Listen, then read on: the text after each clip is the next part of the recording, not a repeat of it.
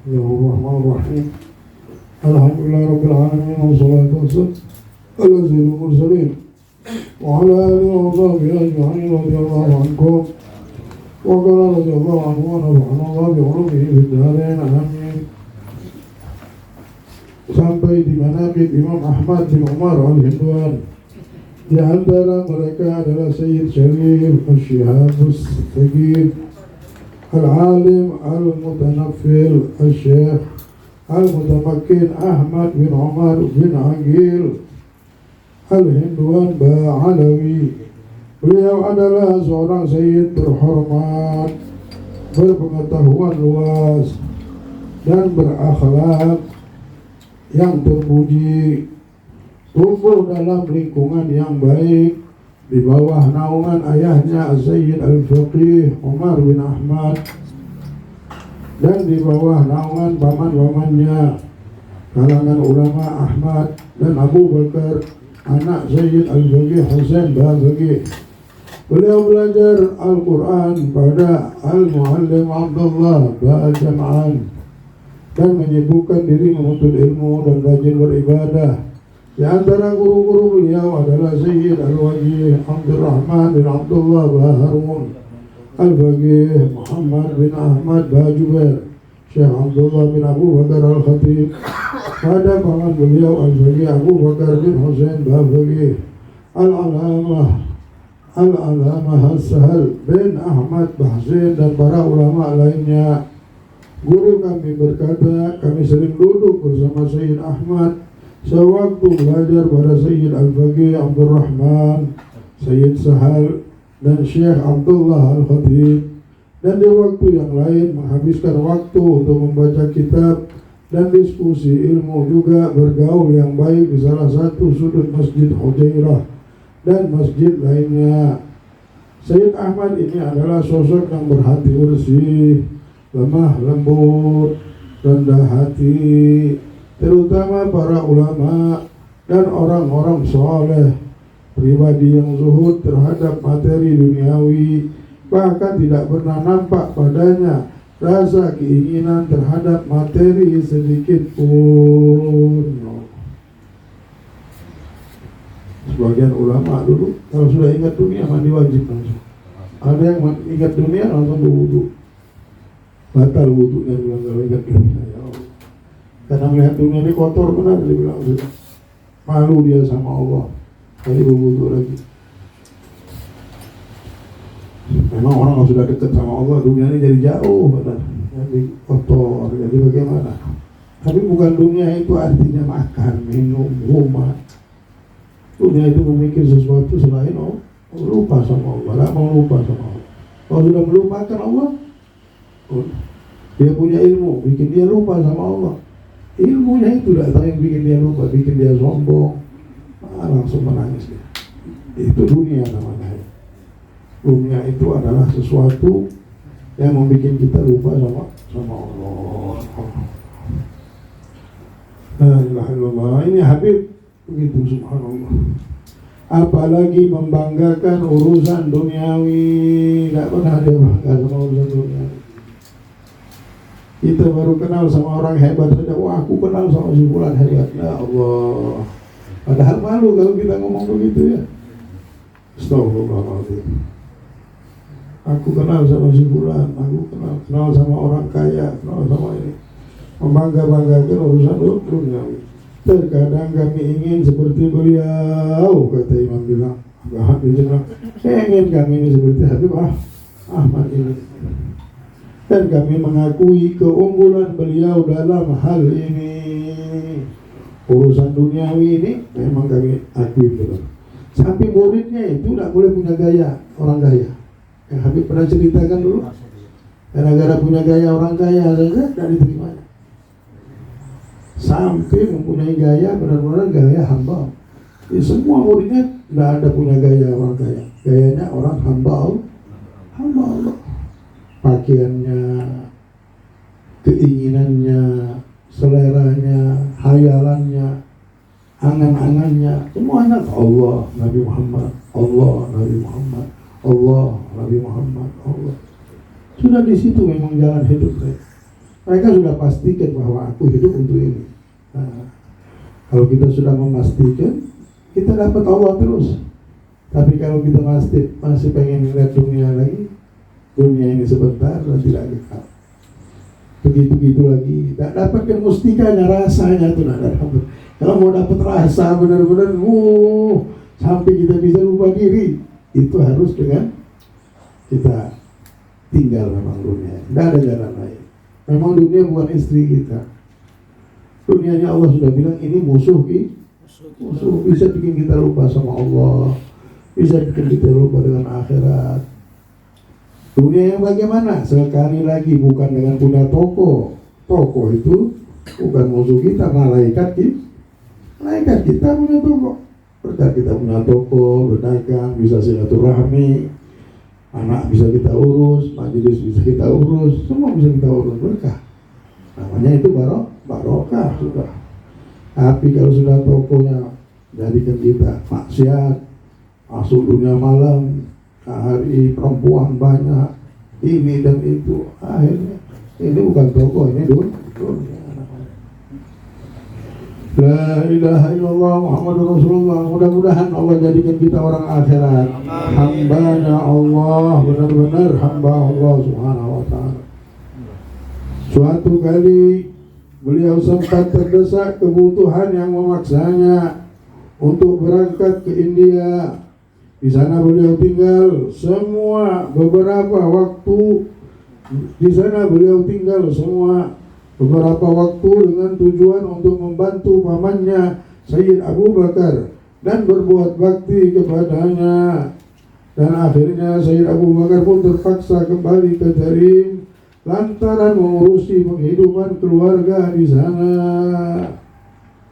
Selama itu Sayyid Ahmad terus membantunya dan melunasi hutang-hutangnya.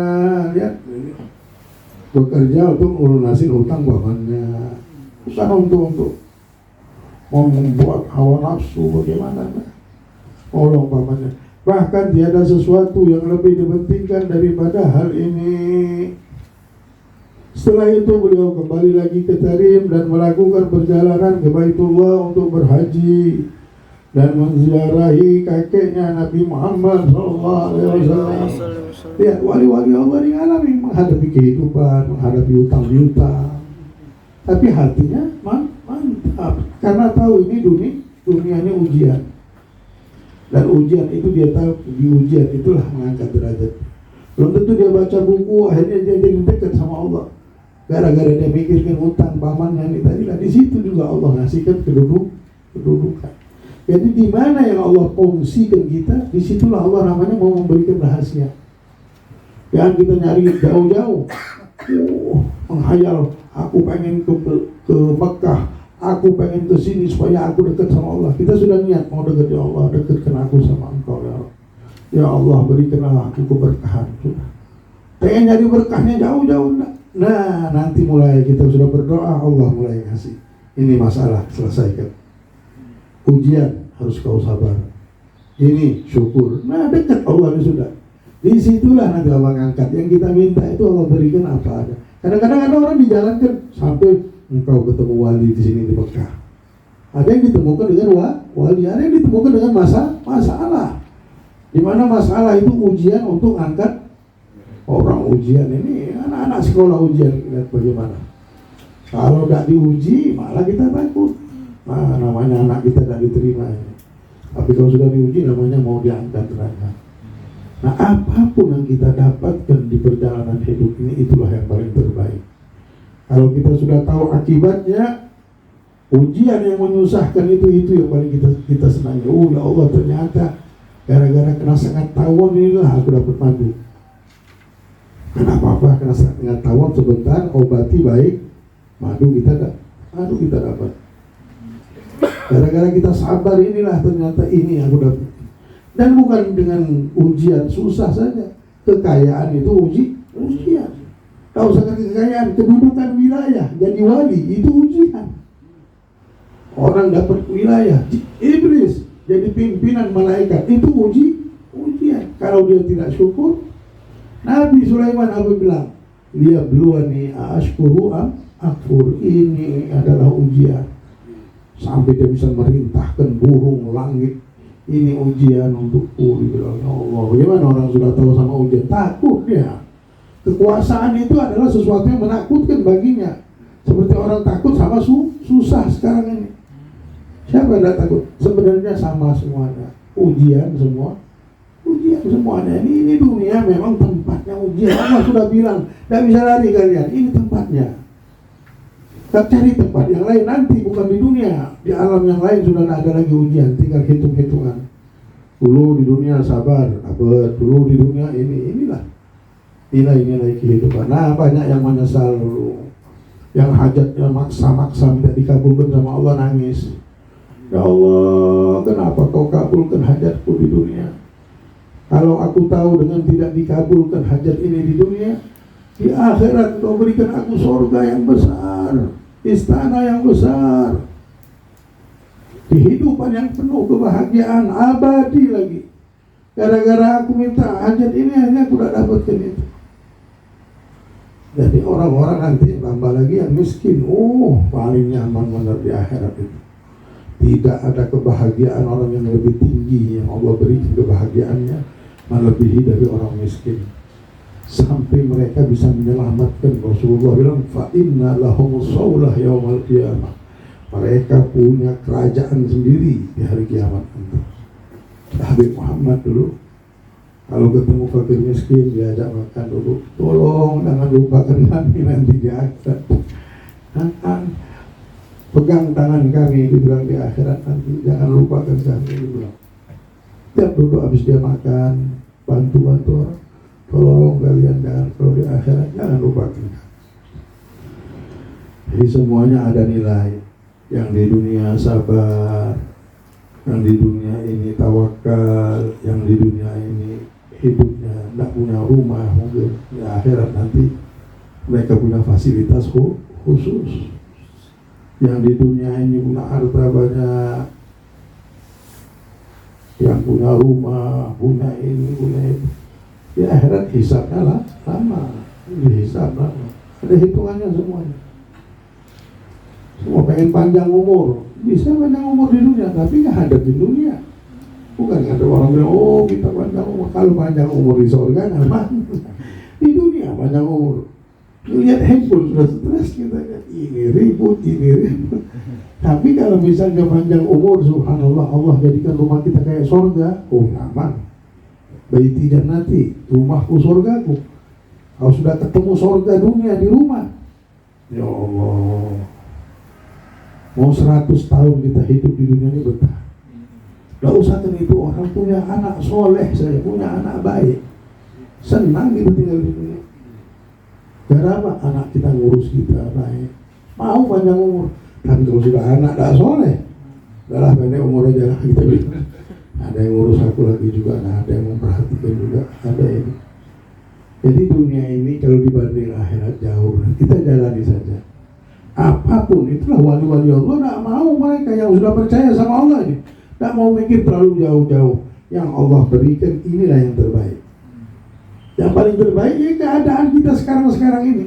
Karena Allah melahirkannya itu dengan kebijaksanaan. Allah mengetuk takdir ini bukan sembarangan. Kadang-kadang kita sakit, Allah bilang kalau dibuka itu hijab, ya Allah, sakitnya ini membawa nikmat. Udah kelihatan kayaknya di dunia, kalau udah kelihatan di dunia, di akhirat sudah. Kalau masih nggak bisa, mungkin kita yang nggak ngelihat. Nggak tahunya di akhirat munculnya itu kenikmatan. Jadi tidak ada masalah hidup di dunia. Kalau orang yang sudah kenal sama Allah, sudah mengerti benar bahwa ini dipenuhi semuanya dari anugerah Allah semuanya, sudah percaya sama Allah, dia berserah. Apa kata Allah? Dia bilang, sudah apa kata Allah, tidak ada lagi, tidak ada menghayat pikirannya kemana-mana. Mau ini, mau ini, maunya Allah inilah. Setiap hari kami hari raya, kata Allah haddad. Setiap hari kami sudah hari raya. Kenapa hari raya? Hidup sudah diurus sama Allah.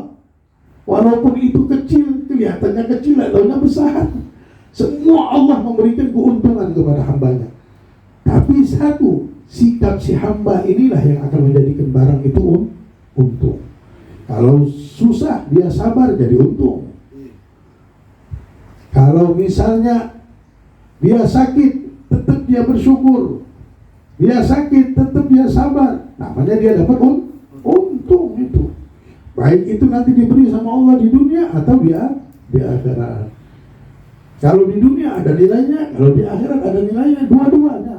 Allah ini dermawan. Jadi orang dermawan itu tidak pernah ngasih itu apa yang diharapkannya. Kita berharap dikasih 100. Kalau dermawan ini ngasihnya, harapannya 100, dikasih 10.000. Itu orang zat yang dermawan. Dan memang sudah karakter Allah ini sifatnya Allah, namanya Karim, yang maha, bukan lagi dermawan, maha dermawan sudah. Kalau orang sudah tahu kedermawanan Allah, kasih sayang Allah, malu hati aja kita nanti. Itulah di akhirat tuh semua hamba-hamba ini malu semuanya sama Allah. Banyak minta, banyak ini, nyalahkan Allah lagi, kenapa Allah tidak ngurus, padahal sudah diurus sama Allah. Setelah kita sering dengarkan perkataan Imam Ali ini paling hebat, anak paling senang berat. Lau kushifal ghita makhtartum illal waqi'. Kalau dibuka hijab takdir ini untuk kita memilih nasib kehidupan kita di dunia ini, tidak ada yang kita pilih. Bukan kita pengen kayak si fulan, bukan kita pengen kayak si fulan, ini punya ini.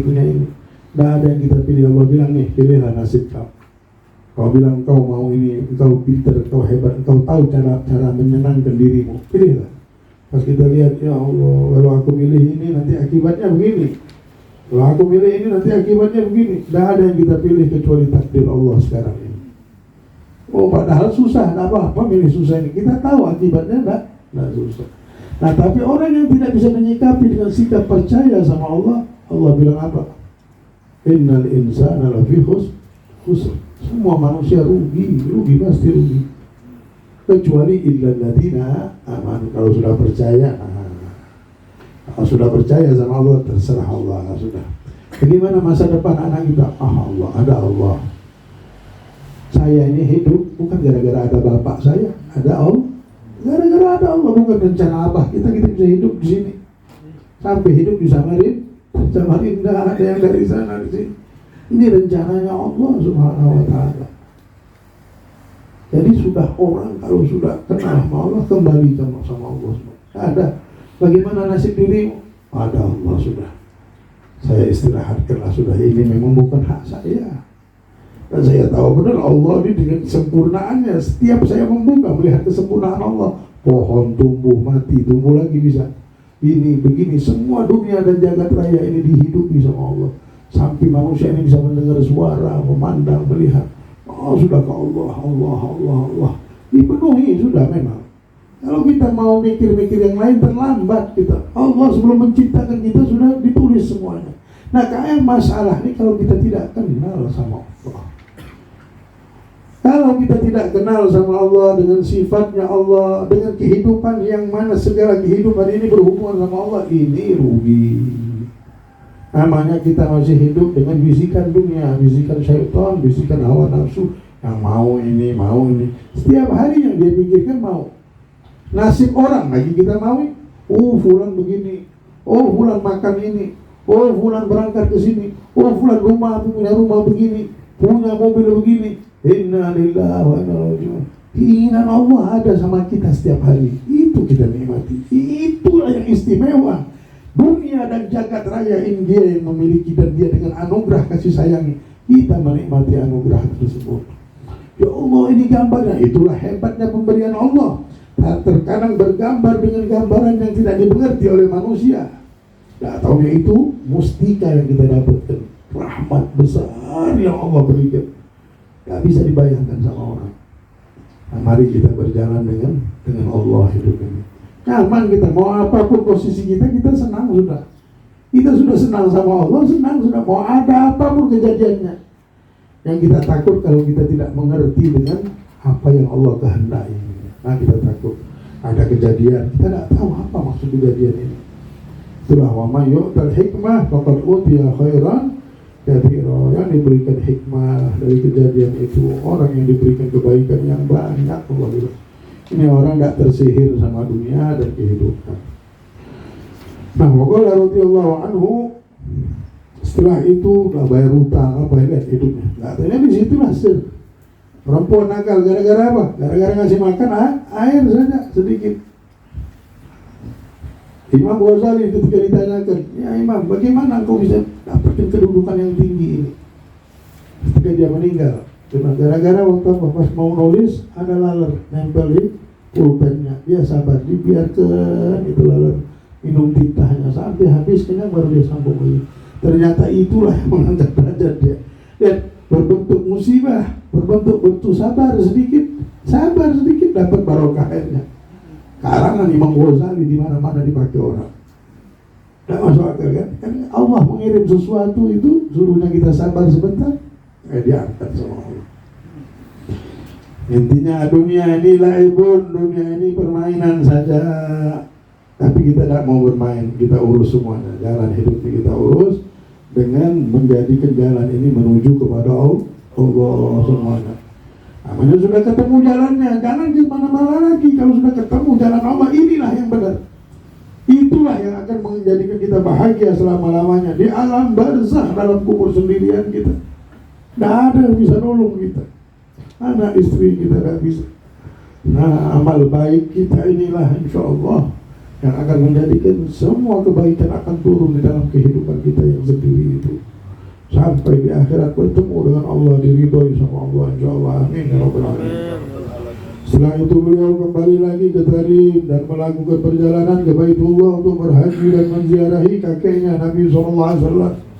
Setelah haji, beliau sempat masuk kembali ke India sebanyak 2 atau 3 kali. Pada perantauannya itu beliau juga sempatkan untuk kembali berhaji ke Makkah, tetapi tidak sempat mengunjungi Madinah waktu itu. Beliau tetap mengajarkan ilmunya dan mengurusi murid-murid yang datang sebisanya. Di samping tekun beribadah, membaca wirid Al-Quran dan membaca kitab, inilah keseharian beliau pada tahun 1100 Hijriah. Tepatnya setelah pamannya Sayyid Abu Bakar meninggal dunia, beliau meninggalkan India dan kembali ke Tarim dalam keseharian yang diridhoi oleh Allah dan tetap berada di jalan yang lurus hingga dipanggil menghadap keharibaannya pada malam Jumat tanggal 20 atau 19 Safar tahun 1122 Hijriah. Sewaktu beliau pergi ke desa Mistah untuk bersilaturahmi pada para kerabatnya. Kematian beliau memang mengejutkan tanpa sakit.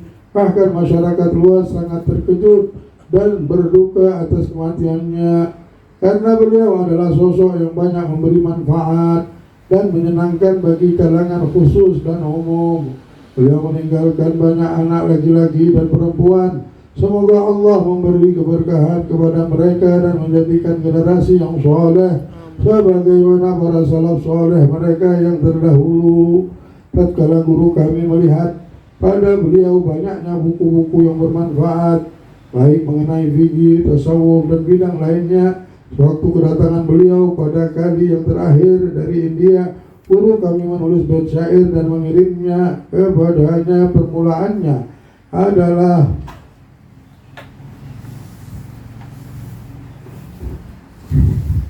semoga Allah memberi balasan yang baik pada seorang pemimpin dan anak pemimpin, tokoh dari keturunan Toha Nabi yang baik, atas upayanya mengumpulkan buku-buku yang sulit dijumpai demi memberi manfaat kepada para hamba Allah yang mencarinya sampai pada akhirnya qasidah. Sewaktu beliau sampai pada akhir qasidahnya, panjang dari qasidah ini. Sewaktu beliau meninggal dunia, guru kami mengungkapkan dukanya dalam qasidahnya yang permulaannya, wahai temanku, hari ini air mataku berlinang membasahi pipiku seperti hujan yang deras, dan dalam hatiku telah menyala api kedukaan. Bila mengingatkanmu, api itu akan menyala sampai di perkataan seperti Syarif yang tinggi Al-Hinduan Syihabuddin Ahmad cahaya agama dan ilmu sebaik-baik sosok yang khusyuk dan takut, berhati bersih, berwajah cerah dan rendah hati, serta dermawan bagi orang-orang yang baik, selalu mengisi waktu dengan aktivitas ibadah, memeliharanya dengan ilmu dan zikir, tidak lemah atau malas. Beliaulah saudara yang tulus dan setia sejak dulu, selalu tulus dan setia. Kalau mau silahkan tanyakan Sayyid yang terhormat, keturunan para sahadah yang terhormat, kalangan solihin, berkat mereka hidayah tetap langgeng, berdukanya hati atasnya dan berduka setelah kepergiannya. Semoga Allah memberi keteguhan karena perjalanan akan segera berlalu. Semoga Allah merahmatinya dan semoga Allah memuliakannya, meridhoinya, dan semoga ia menempati surga yang tinggi. Amin. Semoga Allah memberi keberkahan pada keturunannya dan kebaikan pada mereka juga, para pencintanya, para kerabat, dan seluruh penduduk negeri. Karena kehilangan orang sepertinya merupakan bencana yang besar. Segala puji bagi Allah, tiada yang kekal selainnya dan tiada yang diharap kecuali Ia. Hanya kepadanya semua berpasrah diri. Kemudian semoga salawat tercurah kepada Muhammad SAW, pembawa petunjuk yang diutus dengan kebenaran dan menjadi penutup para rasul, berikut keluarga dan sahabat selama subuh tetap muncul dan selama angin berhembus dan dahan-dahan bergetar. Wallahu a'lam. Inilah Nabi Muhammad lah yang menunjukkan kita ya, supaya berjalannya begini. Nah, kalau hidup dia akan menunjukkan kita. Sampai kita mau ngumpul, mau bacaan, mau sholat, Nabi Muhammad semuanya yang menunjukkan kita. Sampai sekarang dijaga sama Allah ajarannya. Inilah jalan hidup, kata Nabi bilang. Inilah jalan hidup. Kalau yang dipilih-pilih sama yang lain ini memilih jalan hidup, tapi bukan ditunjuk sama Nabi jalan hidup yang seperti itu. Ada yang sibuk ngumpulin ini, ada yang sibuk mikirin ini. Jalan hidupnya yang ditunjuk Nabi Muhammad, kita disuruh dekat sama Allah. Kita ini disuruh dekat sama Allah. Itu Nabi Muhammad mau. Selamat benar. Dan Nabi Muhammad sebelum meninggal dia ngomong, sampaikan sama umatku, aku menunggunya di danau surga. Ditunggu kita. Nah, mudah-mudahan selamat semua anak cucu keturunan kita, selamat semuanya ya Allah. Ya Allah, selamatkan kami dari fitnah dunia ini ya Allah. Bimbing kami, pelihara kami ya Allah. Selamatkan kami dari hawa nafsu kami sendiri ya Allah, dari ego kami sendiri ya Allah. Ya Allah, berikanlah kami hidayah kepada kami dan keturunan kami ya Allah. Angkat derajat kami ya Allah dengan dekat kepadamu dan kekasihmu Nabi besar Muhammad sallallahu alaihi wasallam. Ala hadini ya Abu Bakar Al-Fatihah. Al-Fatihah.